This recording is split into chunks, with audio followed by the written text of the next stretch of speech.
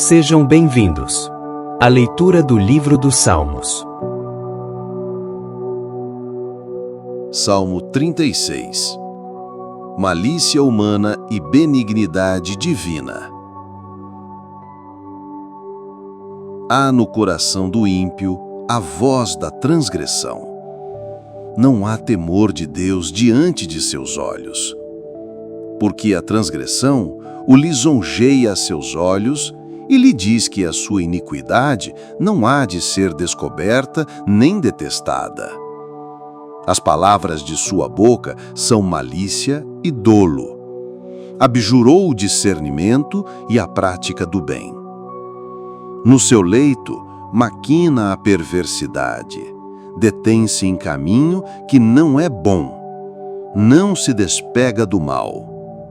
A tua benignidade, Senhor, chega até os céus, até as nuvens, a tua fidelidade. A tua justiça é como as montanhas de Deus.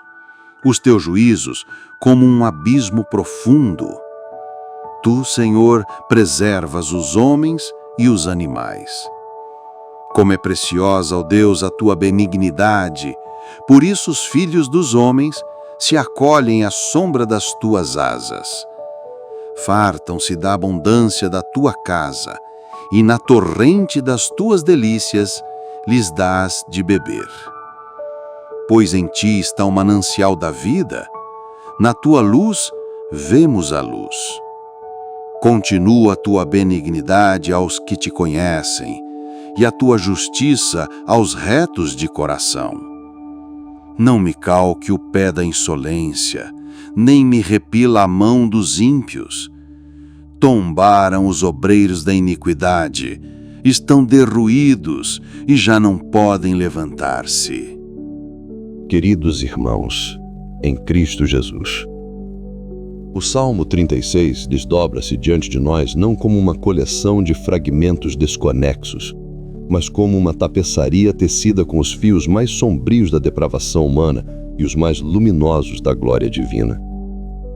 A suposição de que a imagem lúgubre dos ímpios, apresentada com uma prosa sóbria e quase pedestre nos primeiros versículos, foi artificialmente unida ao hino glorioso que se eleva a partir do versículo 5, falha em compreender a dinâmica profunda da alma devota. Há um ritmo instintivo na meditação espiritual que, ao contemplar a densa escuridão do pecado que permeia o mundo, não se afunda em desespero, mas, por um impulso de fé, eleva os olhos para a luz redentora que brilha do alto. O único refúgio seguro da visão esmagadora do mal não é a negação de sua existência, mas a fé convicta de que Deus está soberanamente acima de tudo e que seu nome, sua essência, é misericórdia. A escuridão de um quadro nunca é tão profundamente percebida como quando é colocada em contraste direto com o brilho ofuscante de outro. Um coração que verdadeiramente se permitiu ponderar sobre as misérias e a corrupção que mancham a terra não achará antinatural o rápido movimento do salmista, que desvia seu olhar do abismo do pecado para mergulhá-lo na luz infinita de Deus. A conexão entre estas duas partes não é uma construção artificial. É o movimento natural da fé, a respiração da alma que exala a dor da observação terrena e inala a esperança da realidade celestial.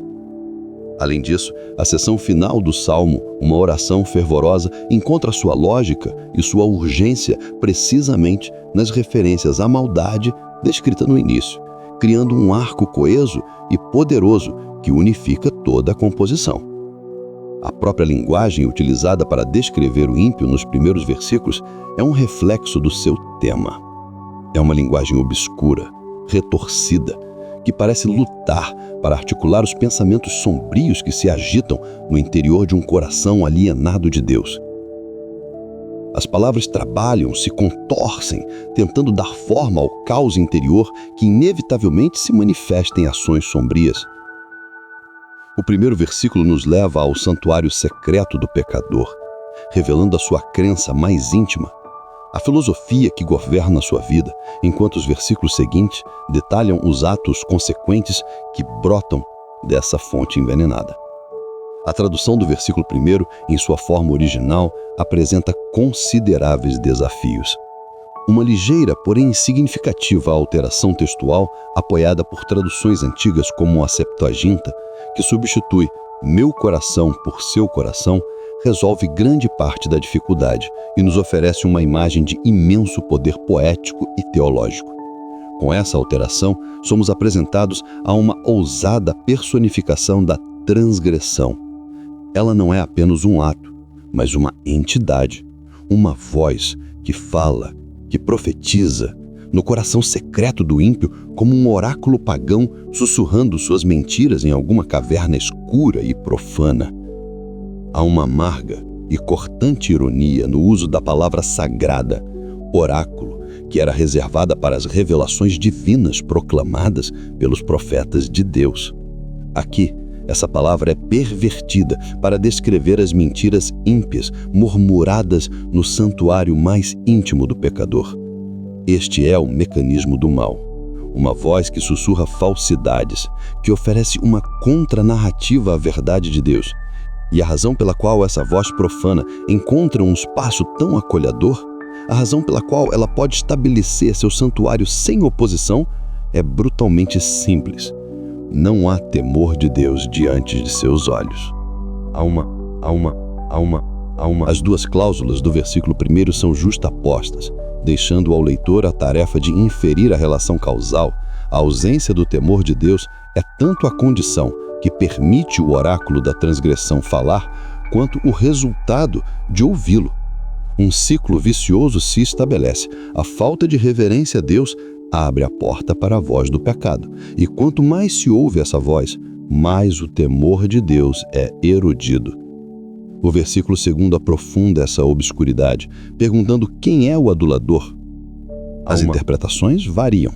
Alguns sugerem que é o próprio ímpio, que se longeia, mas a frase aos seus próprios olhos torna-se redundante. Outros propõem que é Deus, no sentido de tratá-lo com uma leniência que ele interpreta mal, mas isso força o significado da palavra e enfrenta a mesma objeção. A suposição mais natural, seguindo a lógica da personificação, é que a própria transgressão, que falou no versículo anterior, continua seu discurso aqui. O ímpio é aquele que é longeado, portanto o orador deve ser outro. O secado engana. A transgressão em seu oráculo sombrio é como um demônio malabarista que nos engana com promessas de prazer e, acima de tudo, de impunidade. Ela sussurra que as consequências não virão, que o pecado pode ser escondido, que Deus não vê ou não se importa. As últimas palavras do versículo, no entanto, são um nó hermenêutico. Em vez de recorrer a emendas textuais que pouco ajudam, podemos aceitar o texto como está e extrair seu significado, ainda que árduo. A longeia do pecado serve para que sua iniquidade seja descoberta e odiada. Mas por quem? Por Deus. Se Deus é aquele que finalmente descobre o pecado, é Ele também quem o odeia. A longeia do pecado, portanto, tem um propósito sinistro e judicial. Ela engana o homem, levando-o a um caminho onde seus atos errados serão inevitavelmente expostos ao juízo e ao santo desagrado de Deus. A impunidade prometida pelo pecado é uma mentira. A sua verdadeira intenção é a ruína do ouvinte iludido.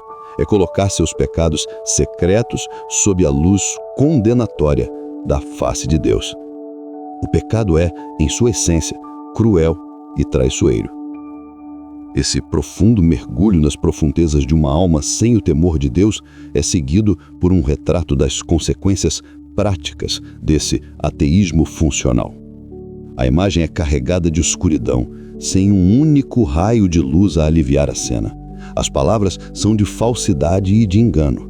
Há um abandono consciente de toda tentativa de ser sábio ou de fazer o bem. A insensibilidade se aprofunda até que as influências sagradas da solidão noturna, momentos em que a consciência humana é frequentemente mais aguda e os erros se tornam mais claros, são completamente ignoradas. Em vez de arrependimento, o ímpio maquina a maldade na sua cama. Ele se posiciona obstinadamente em caminhos que não são bons e a sua consciência, agora silenciada, não demonstra mais nenhuma aversão ou repulsa ao mal. Estes são os frutos amargos, que amadurecem quando o oráculo da transgressão é ouvido e obedecido. Embora possamos ver esse retrato como uma idealização do caráter ímpio, uma representação de sua forma mais extrema, a advertência é clara e urgente. Esta escuridão uniforme e envolvente é o destino terrível para o qual todos aqueles que dão ouvidos a essa voz sedutora estão se movendo. Diante de um quadro tão desolador, não é de se surpreender que a alma do salmista se afaste abruptamente, buscando um horizonte completamente diferente. E que afastamento glorioso ele faz! Das profundezas da depravação humana, ele se lança às alturas da perfeição divina. As duas estrofes seguintes, começando nos versículos 5 e 7, apresentam as realidades magníficas do caráter de Deus, num contraste direto e intencional com o falso oráculo da transgressão. A bem-aventurança daqueles que se abrigam em Deus é justaposta à imagem sombria do ímpio que acabamos de contemplar. É notável e profundamente significativo que o primeiro e o último atributo divino mencionado nesta seção seja o mesmo, a benignidade, ou o loving kindness, ou hesed em hebraico. Este amor leal, ativo e pactual de Deus começa e termina a série brilhante de suas perfeições. Como uma coroa de ouro, ele envolve tudo o mais que podemos conhecer ou dizer sobre Deus. É o raio de luz branca no qual todas as outras cores de seu caráter se fundem e do qual todas elas emanam. Assim como a ciência busca reduzir todas as formas de energia a uma única fonte, a teologia bíblica nos ensina que todas as glórias admiráveis de Deus convergem para uma essência que Ele mesmo nos instruiu a chamar de amor. Senhor, tua benignidade chega até os céus. Esta não é uma mera hipérbole poética.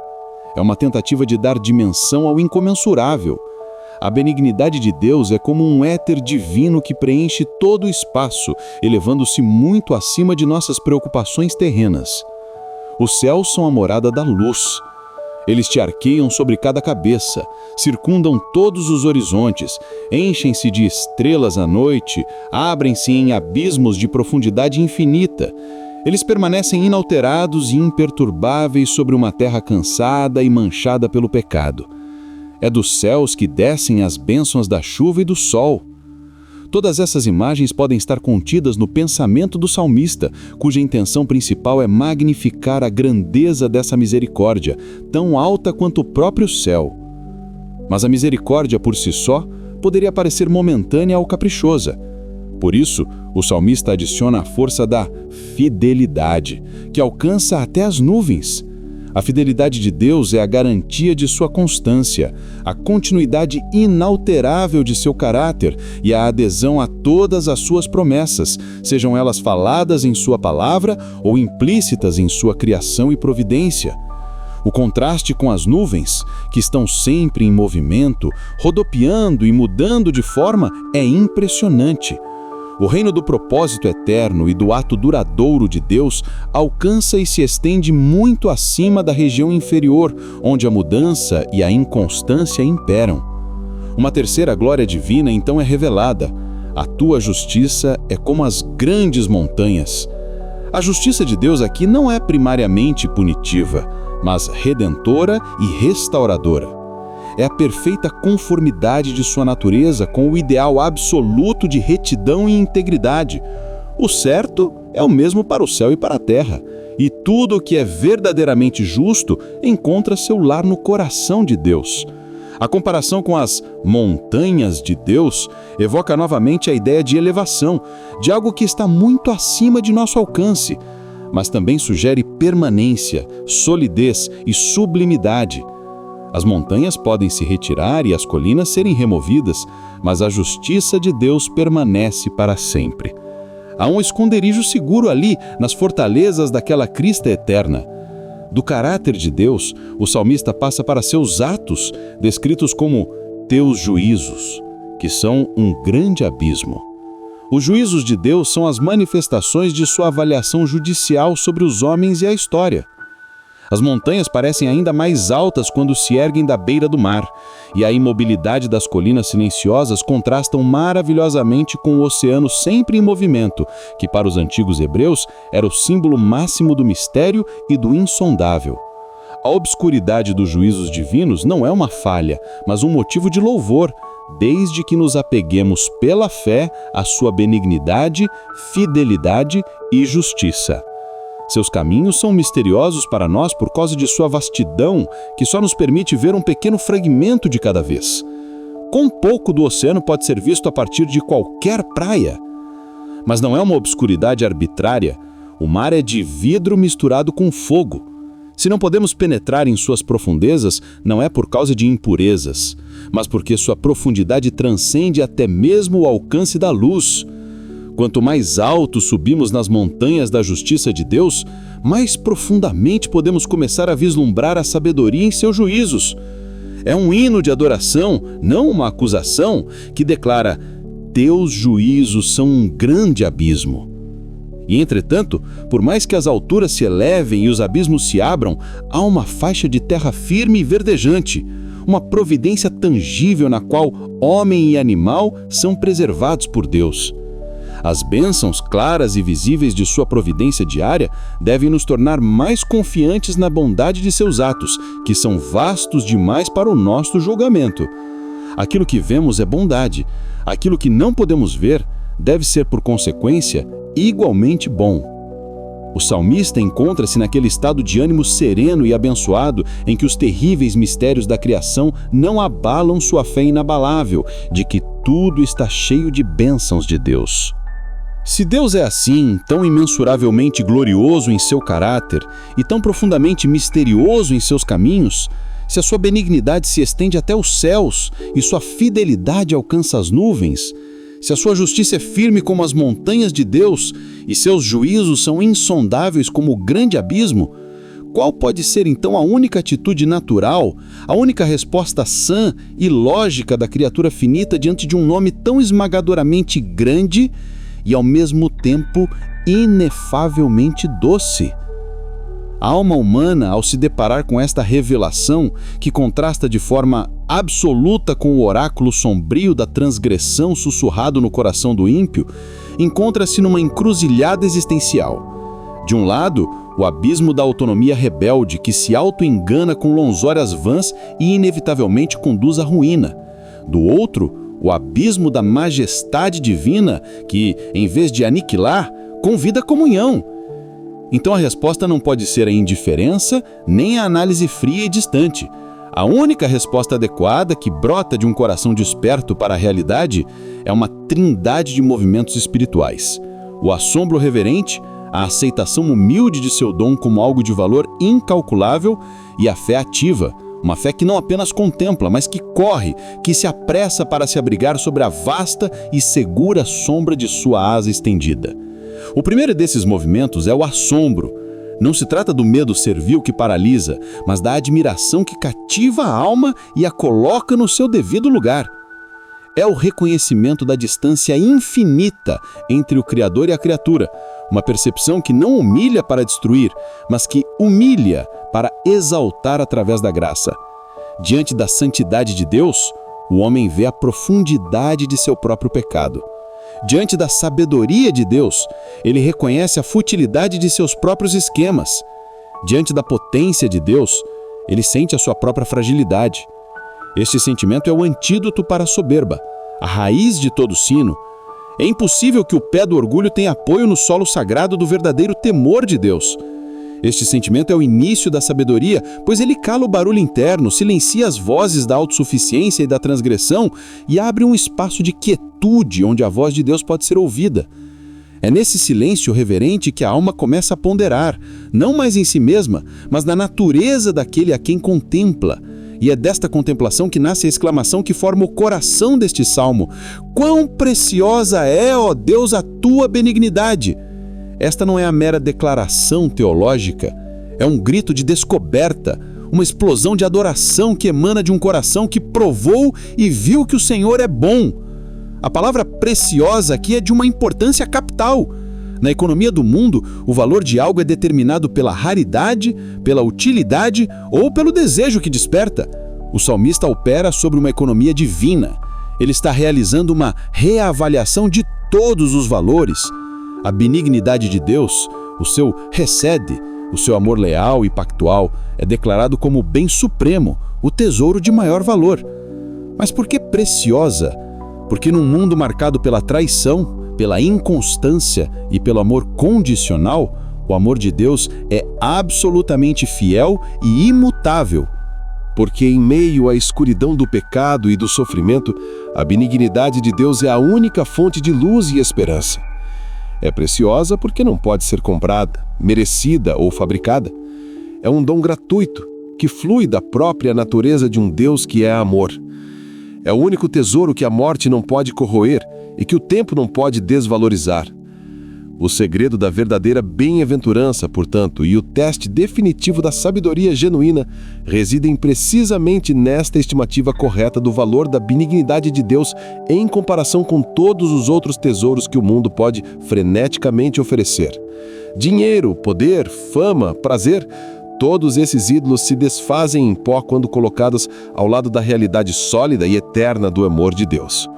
Uma vez que a alma chega a esta avaliação, uma vez que ela verdadeiramente reconhece a benignidade de Deus como preciosa, a confiança se torna a consequência inevitável e lógica. A fé não é um salto cego no escuro, é um passo calculado para a luz, baseado na percepção do valor e da confiabilidade de Deus. Confiar em algo ou alguém é, em essência, depositar valor, é crer que aquilo em que confiamos é digno e seguro. Portanto, a transição da adoração, quão preciosa, para a confiança, os filhos dos homens se abrigam, não é forçada, é o fluxo natural da vida espiritual. Se o amor de Deus é o bem mais valioso do universo, então o lugar mais seguro, mais sábio e mais desejável para se estar é o mais próximo possível da fonte desse amor. O salmista sugere essa conexão ao justapor as duas cláusulas do versículo.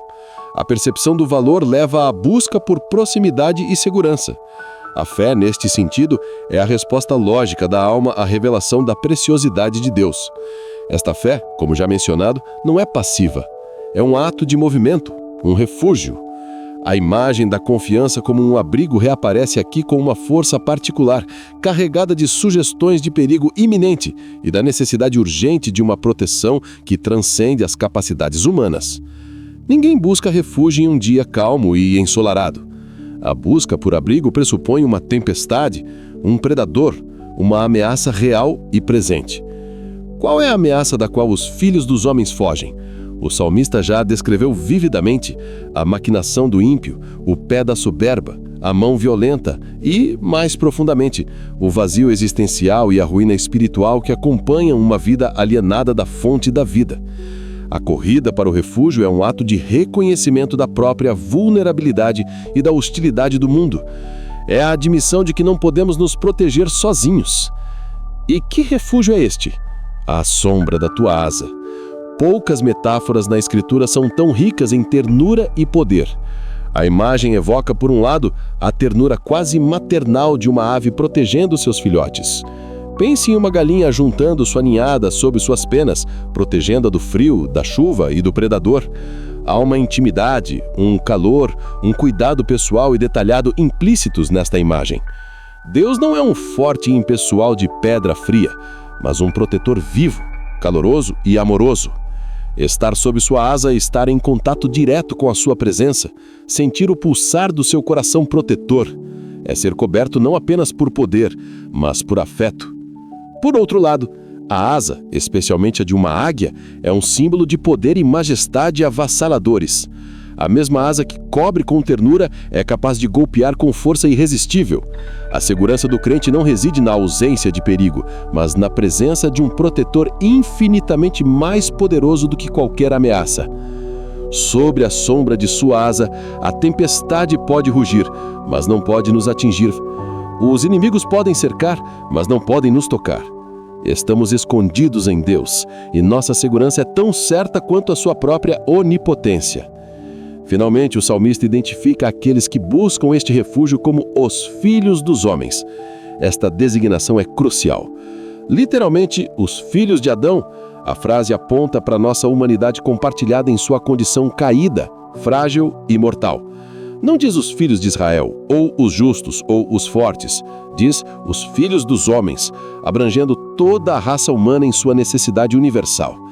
É um reconhecimento humilde de quem somos, criaturas de pó, passageiras, propensas ao erro e desesperadamente necessitadas de ajuda externa. É precisamente essa confissão de fraqueza que abre a porta para a experiência do poder de Deus. A confiança não é um atributo dos fortes, mas a descoberta dos fracos. É quando reconhecemos que somos meros filhos de Adão que a oferta de abrigo sob a asa do Deus Todo-Poderoso se torna não apenas atraente, mas absolutamente essencial. E aqui reside uma maravilha do Evangelho contido neste salmo.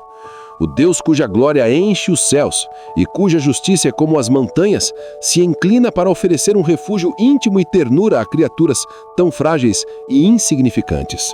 A vastidão de sua majestade não o torna distante, mas, de forma paradoxal, torna sua proximidade ainda mais preciosa.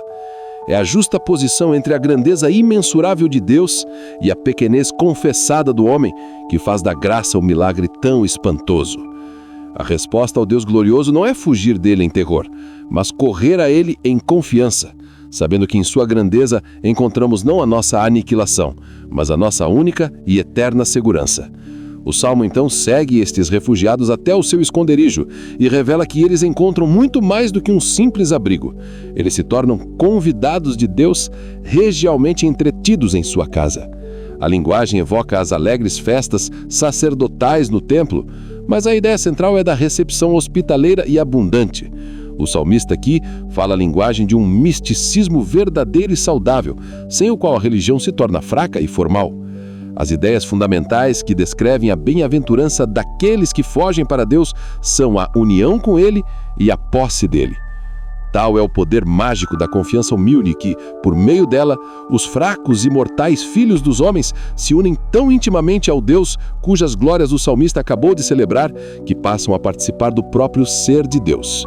Eles são saciados com a gordura da tua casa, bebem do rio das tuas delícias, banham-se na fonte da vida e veem a luz na tua luz. Essas frases grandiosas tocam a borda de realidades infinitas, das quais apenas um vislumbre nos é acessível nesta vida. A alma que habita em Deus encontra satisfação plena, pois possui o único bem que pode verdadeiramente preencher o vazio de seu coração. A multiplicidade de desejos e necessidades humanas exige variedade em sua satisfação, mas a unidade da nossa natureza exige que toda essa variedade se encontre em um. Buscar a felicidade em múltiplos objetos, objetivos e amores é o caminho para a miséria. Encontrar tudo em um é a essência da bem-aventurança. Necessitamos de um bem que seja duradouro e sempre crescente para corresponder à nossa capacidade de crescimento indefinido. Nada menos que o próprio Deus pode satisfazer a menor das almas humanas. A união com Ele é a fonte de todo deleite. A referência ao rio das tuas delícias pode conter uma alusão ao Éden, o paraíso perdido, sugerindo que a vida presente do convidado de Deus não é totalmente desprovida das alegrias daquele jardim original. É um rio que flui do próprio trono de Deus, uma corrente de alegria pura e santa. A concepção de religião do salmista é essencialmente alegre. Embora a vida de fé traga seus próprios sofrimentos e exija a renúncia de muitos dos prazeres envenenados do mundo, as fontes de alegria que se abrem são infinitamente mais profundas e satisfatórias do que aquelas que são fechadas. Poços de superfície podem ser interditados, mas um riacho infalível é descoberto no deserto. Essa satisfação e alegria fluem de Deus porque em ti está a fonte da vida. Esta é uma verdade universal. Em relação à vida natural, essa afirmação expressa uma concepção muito mais profunda da relação criador-criatura do que a noção mecânica de um relojoeiro que dá corda e abandona sua criação. A fonte mantém o riacho cheio por meio de um fluxo contínuo. Se o fluxo cessa, o riacho seca. Assim, a vida, em todas as suas formas, é uma centelha do fogo divino, uma gota da fonte divina, um sopro dos lábios de Deus. Mas no contexto do Salmo, a vida aqui é a vida espiritual, em seu sentido mais elevado, cuja condição é a união com Deus através da confiança. Luz e vida estão intrinsecamente conectadas. Na tua luz, veremos a luz. Esta é talvez a declaração mais profunda do Salmo. Quer a luz simbolize o conhecimento, a pureza ou a alegria, ou todos eles juntos, a verdade permanece. Em um nível fundamental, a capacidade de ver e o meio pelo qual vemos vem do Senhor. Mas em um nível mais profundo, os corações que vivem em comunhão com Deus são iluminados por Ele. A luz de Deus se torna o órgão, o meio e o objeto de nossa visão espiritual. Na luz de Deus vemos a luz da verdade, a luz da santidade e a luz da alegria. Onde outros olhos veem apenas névoa e incerteza, aqueles que habitam em Deus podem discernir a terra firme e as torres brilhantes da cidade celestial. Não é apenas uma luz seca, pela qual conhecemos, mas uma luz que purifica e alegra. Ver a luz de Deus é participar de sua própria pureza e alegria. Ele é a luz mestra de todas as nossas vistas. Essa imagem brilhante do salmista é mais do que cumprida em Cristo Jesus, que declarou: "Eu sou a luz do mundo. Quem me segue não andará em trevas, mas terá a luz da vida." A divisão final do Salmo é uma oração que se baseia logicamente tanto na contemplação dos atributos de Deus, quanto na observação da maldade dos ímpios. Essa referência a ambas as seções anteriores é o argumento final para a unidade original do Salmo. A fé na imensidão da bondade e da retidão de Deus inspira a oração para que essas qualidades continuem a ser manifestadas àqueles que te conhecem e aos retos de coração. O salmista não ora apenas por si mesmo, mas por toda a comunidade da fé. O conhecimento de Deus aqui é íntimo, vital, uma familiaridade que transforma, não uma mera apreensão intelectual. É um conhecimento que purifica o coração e torna seus possuidores retos. Temos aqui uma progressão. A confiança leva ao conhecimento e o conhecimento leva à retidão, um eco da sequência neotestamentária de fé, amor e santidade. Essas almas são aptas a receber as manifestações contínuas da bondade e justiça de Deus, e a oração do salmista é para que nunca sejam removidas dessa posição abençoada. Não me calque o pé da soberba, nem me mova a mão dos ímpios. A petição é mais profunda do que um simples pedido de proteção contra o exílio físico. A morada da qual ele implora que nunca seja removido é seu refúgio seguro sob a asa de Deus em sua casa. É uma oração pela perseverança na fé e na comunhão. Uma súplica para que nada possa arrancá-lo da presença de Deus. Cristo responde a essa oração quando afirma: "Ninguém pode arrebatá-las da mão de meu Pai." Então a oração se transforma em certeza profética. De seu abrigo sereno, o suplicante observa a derrota final dos inimigos de Deus e vê o fim que desmente o oráculo da transgressão e suas longanças. Ali caem os que praticam a iniquidade, são derrubados e não se podem tornar a levantar. A queda é súbita, violenta e, acima de tudo, irrevogável. O agente de sua queda não é nomeado, pois somente um poder pode infligir tal ruína: o próprio Deus, que é o abrigo dos justos. No fim, Deus descobre a iniquidade do pecador e seu ódio ao pecado se manifesta em juízo. A visão final do Salmo não é de vingança, mas de ordem restaurada. O oráculo da transgressão é silenciado, suas promessas de impunidade se revelam como a fraude que sempre foram, e a justiça de Deus, majestosa como as montanhas, permanece firme. O salmo, que começou nas profundezas escuras do coração humano, conclui com a visão segura e tranquila da soberania e do triunfo final de Deus, oferecendo a todos os que nele se refugiam a certeza de que, na sua luz, e somente na sua luz, veremos a luz. Reconhecendo a grandeza de Deus, vamos encerrar com uma breve oração. Curva sua cabeça e vamos orar. Senhor nosso Deus e Pai, agradecemos por Tua palavra que hoje nos recorda a Tua grandeza e Tua santidade. Tu és o Deus que reina sobre as águas, que governa sobre as tempestades, que está entronizado para sempre. Dá-nos, Senhor, a graça de viver em constante adoração, reconhecendo que só Tu és digno de glória. Ensina-nos a temer a Tua voz e a alegrar-nos em Tua santidade. Sustenta-nos com Tua força e abençoa-nos com Tua paz. Abençoa, Senhor, cada pessoa que participou desta leitura, bem como seus familiares. Derrama sobre eles a Tua presença, Dá-lhes livramento, provisão, saúde e esperança. Que a tua voz, que é poderosa e majestosa, seja também doce em seus corações, trazendo direção, consolo e alegria. Em nome de Jesus Cristo, nosso Senhor e Salvador, nós oramos. Amém. Amado irmão e amada irmã em Cristo Jesus, se essa leitura e reflexão edificaram a sua vida, compartilhe com outros irmãos para que também sejam abençoados pela palavra de Deus. Deixe nos comentários sugestões de conteúdos bíblicos que gostariam de ver também em nosso canal.